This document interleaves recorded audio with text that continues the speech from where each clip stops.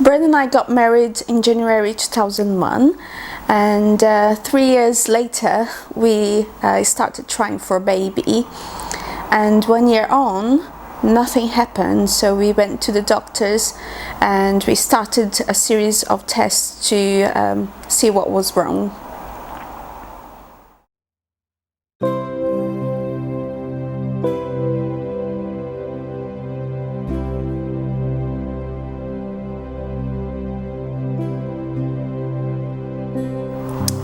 Tests included checking hormone levels by doing blood tests and also laparoscopy. And when the results came back, they actually found out that I had a narrow tube, which made it difficult for us to conceive. Breno, my husband, also had to run some tests, and he also had a problem. And the doctor said that actually would be impossible for us to conceive. And when someone like that, so qualified, come to you saying it's impossible, you actually believe in it. And that's what happens to us. We believed, and it was really hard.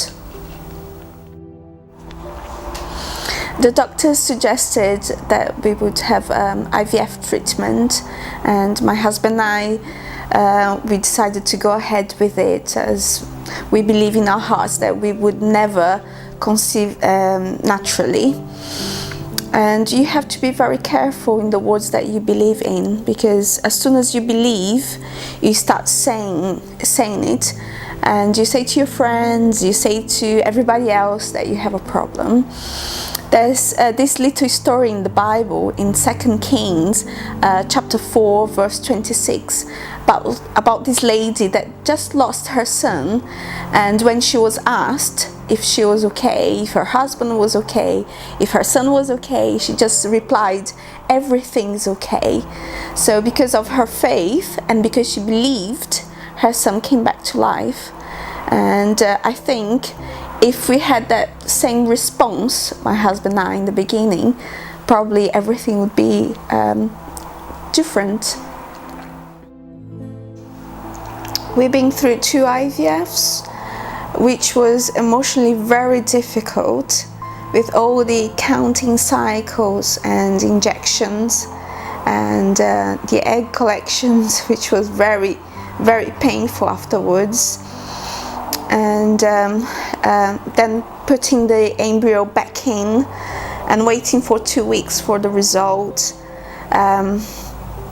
Unfortunately, was negative, the 2 IVFs, and I felt tired, awkward, half a woman, and I didn't fit in church.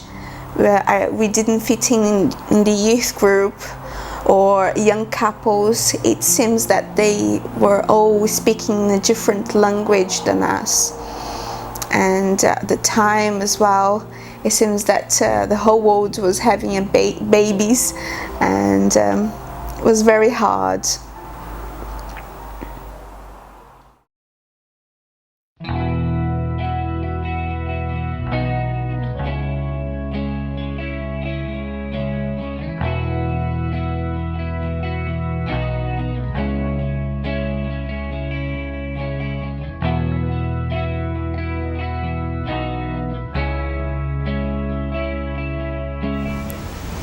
We decided to move to Cheltenham to have a better lifestyle and to live near our family as well.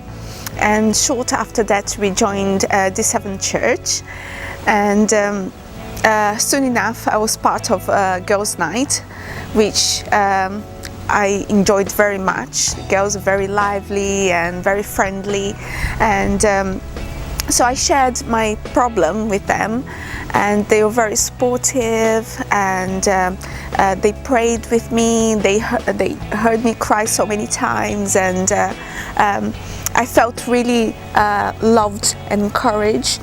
So it was very, very special. And at the same time, my grandmother back in Brazil, they started a prayer group specifically to pray for Bren and I. And Bren and I, we joined in, and we fasted and we prayed, and we done the Anna's prayer from the Bible, and was very comforting to know how you can get support from your church and for brothers and sisters all over the world, actually. And yes, very special, very special.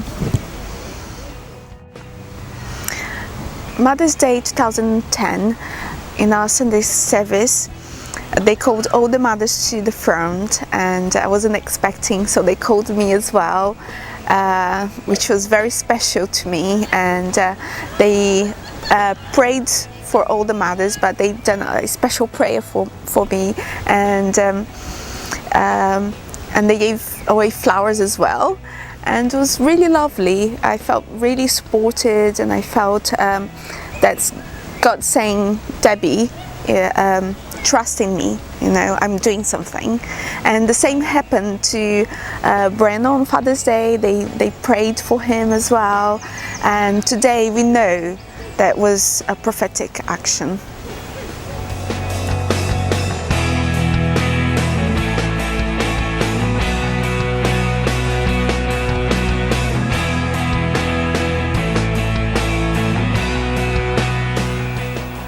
After some time, I woke up in the middle of the night, and I had my mind filled with this story of the woman that touched Jesus' clothes and she was healed.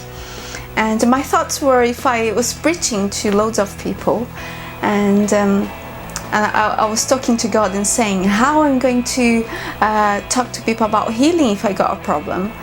And I went to girls' night and I shared that with the ladies there, and Angela said, Debbie, actually you've been healed. And I felt a certainty coming from her voice, and I wasn't expecting that. Okay. I got home that night and I told Breno we should stop praying for healing, and we should start thanking God for our healing. And funny enough, weeks later, it was confirmed my sister was pregnant. And after speaking to her on the phone, I went to my bedroom, picked up some baby's clothes that I had bought, and I was crying my eyes out and praying and saying, God, this is going to be really hard. My sister and I, we share everything, so she was going to tell me all about her pregnancy and her baby. And I was like, this is the perfect timing, God, to a miracle here. And life went on as normal, and people kept saying to me, when you relax, when you forget, it will happen. But I was never able to forget. It was always on the back of my mind.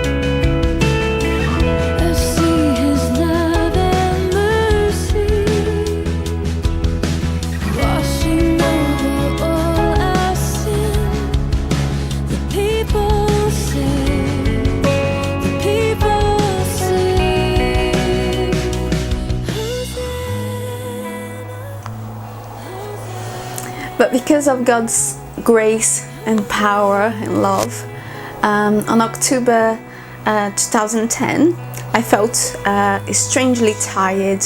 Everything seems too much for me, and 2 weeks later, we found out that we were expecting, and it was a moment of lots of emotions.